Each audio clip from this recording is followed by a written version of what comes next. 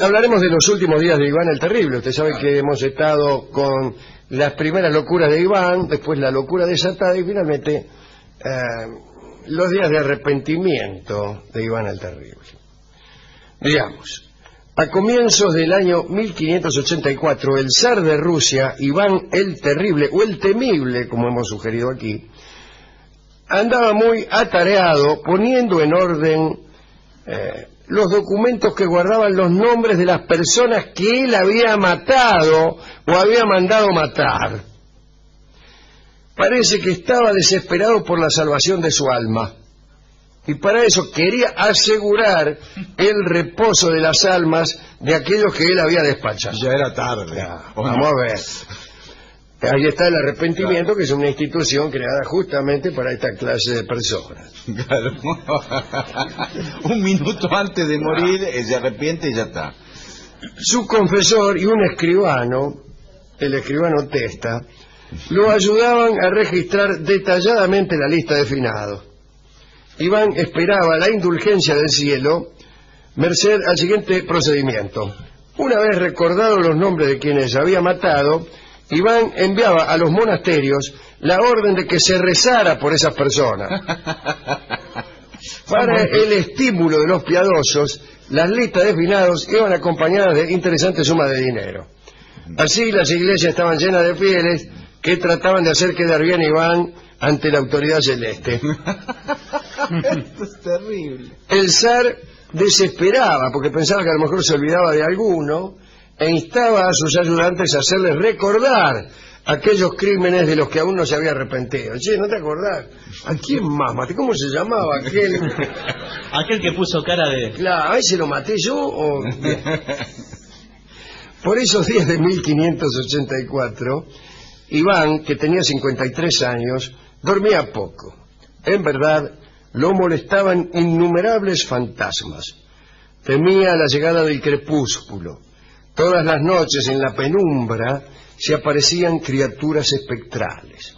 Iván empezaba los gritos y solo era calmado con la llegada de algunos monjes que, a indicación suya, hacían sonar las campanas en cualquier momento de la madrugada para ahuyentar a los fantasmas, naturalmente.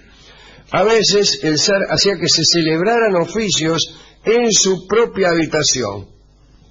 Por la mañana los ayudantes solían encontrarlo agotado, incapaz de tomar decisión alguna. A esa jornada sin sueño se sumaban, según dicen las crónicas, el desenfreno sexual de su pasado y el exceso en la mesa del presente. ¿A qué se refiere ahí? Que morfaba como un cerdo. Todo esto arruinaba su salud. Una bomba, era el cóctel. Desde el comienzo de 1584 se había acentuado la decadencia física del zar. Los médicos hablaban de una descomposición de la sangre y una corrupción de las entrañas. ¡Oh! El cuerpo de Iván se hinchaba. ¡Oh! La piel se le caía a tiras. ¡Ay, qué feo! Y despedía un hedor intolerable que a veces no lograban disimular las pomadas con las que el zar acostumbraba a frotarse. Se frotaba con pomada Bassington. Mentoladas, me imagino. Iván decía que era su alma el asiento de aquella putrefacción. Entonces seguía buscando en su memoria para encontrar maldades pasadas y suplicar perdón.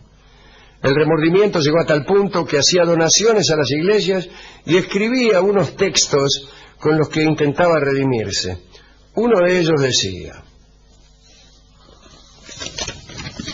que lo tengo acá. Ahí está. Pero es el texto original. Sí, claro. A los muy célebres y santos monasterios. El gran príncipe Iván se humilla ante vosotros y se arroja a vuestros pies, suplicándole perdonéis sus pecados y recéis todos en común o por separado en nuestras celdas para que el Señor perdone su maldad y le libre de la enfermedad que padece en el umbral del infierno. Firmado Iván el Terrible. Ya estaba. Como ni las pociones de los médicos ni las oraciones de los religiosos detenían la enfermedad, Iván recurrió a los magos.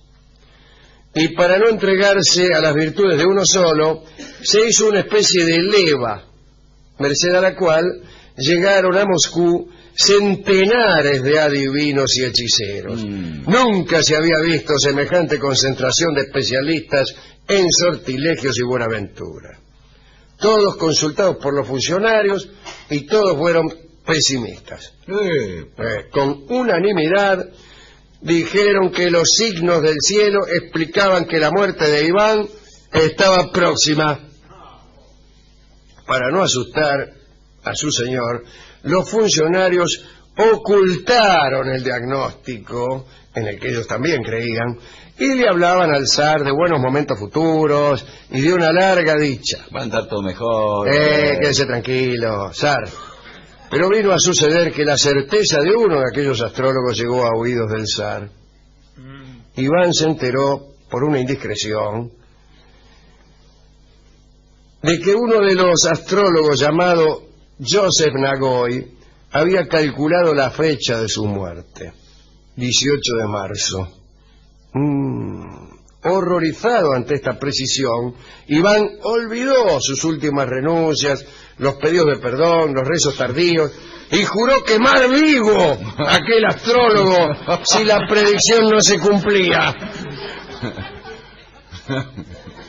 Alguien le dijo que aquella advertencia era inadecuada a la vista del trabajo que estaba haciendo para su salvación. Pero a Iván no le importó nada. Incluso se enojó muchísimo más cuando supo que Joseph Nagoy había reafirmado la certeza de la fecha. Más tarde el zar se hizo llevar al salón de joyas del palacio, en donde había un supuesto cuerno de unicornio que tenía virtudes curativas, pero al parecer no sirvió de mucho. Llegó nomás el 18 de marzo de 1584, y ese día, desafiante, Iván dijo que sus fuerzas habían regresado. Mandó que se preparara un baño caliente, ordenó que se comunicara al astrólogo que se preparara para morir. Qué linda comunicación, El adivino pidió que se le comunicara al zar que el día todavía no había terminado. El zar quedó en su baño un par de horas, salió del mejor humor, llamó a los cantores del palacio, unió su voz al coro. Cuando terminaron de cantar, llamó a uno de los funcionarios para jugarle una partida de ajedrez. Antes de comenzar la partida, sus ayudantes le recordaron 2 asesinatos que él había cometido y que habían quedado fuera de los pedidos de perdón. Muy bien, muy bien. El zar prometió rezar luego, después de la partida. Muy contento, movió un peón y al instante siguiente cayó redondo. Muerto, minado. ¿Y qué le pasó? Se murió, ¿qué le va a pasar? Pero así, de buenas a primeras. Le agarró un patatú y se murió, como tantos de nosotros. Increíble el astrólogo. Sí. Imagínense, empezaron a los gritos, llegaron los médicos, le frotaron el cuerpo con vodka para reanimarlo. Nada, el tipo estaba muerto. El astrólogo Joseph Nagoya fue liberado y enseguida huyó de Moscú. Como profeta que era, intuyó que en cualquier momento lo iban a matar porque así nomás. Ya tenía fecha también. Del destino último de Iván, es decir, si fue o no al infierno, todavía no tenemos noticia. Y esta es la historia de los últimos días de Iván.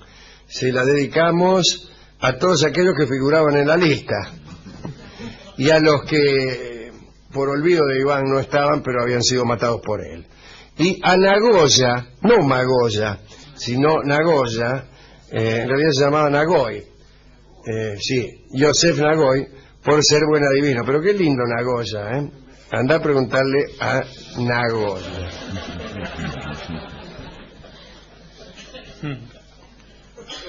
Bueno. No hay un tema musical que hable de Iván el Terrible. Sí. En realidad sí. Hemos ido a la discoteca y el hombre después de hacerse contar la historia varias veces, dice, no interpreté. Le gustó Iván al discotecario. El discotecario de acá de este programa sí, es un poco como el agente de estos tiempos. Sí, sí. Les gusta Iván el Terrible. Porra sangre. Sí, le gusta Castrilli, pero en la cancha. Sí. Cuando el tipo toma decisiones y no hay ley que lo supere, esas cosas le gustan a la gente. Bueno, y me dijo, mira, tengo acá un disco que tiene mucho que ver con este afán, la ansiedad de ser perdonado que tenía Iván, y se llama Perdóname. Es un lindo tango. Y lo escucharemos en solo de piano de su autor, don Héctor Stamponi, a quien me gusta recordar porque lo he conocido mucho y lo he querido mucho también. Así que escuchemos entonces Perdóname por don Héctor Stamponi.